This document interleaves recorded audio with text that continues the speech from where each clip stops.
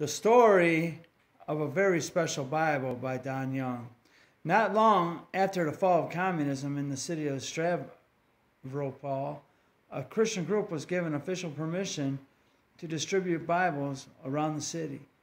They knew that it would take a long time to order them from overseas, then have them sent via Moscow. However, somebody knew there were many thousands of Bibles in a warehouse just outside the town, that when Stalin was in power, he confiscated all the Bibles and imprisoned those who owned them. Now they were all stacked in a warehouse on the outskirts of the city.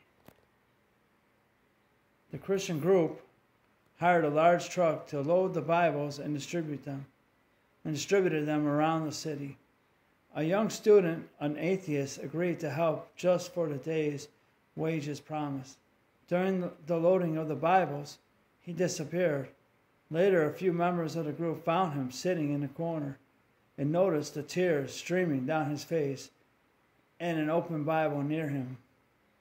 When he was asked what had upset him, he was so overcome with emotion that he could not barely speak. He explained that when he became curious about why those Bibles were so important to the group, he had taken one of them to read.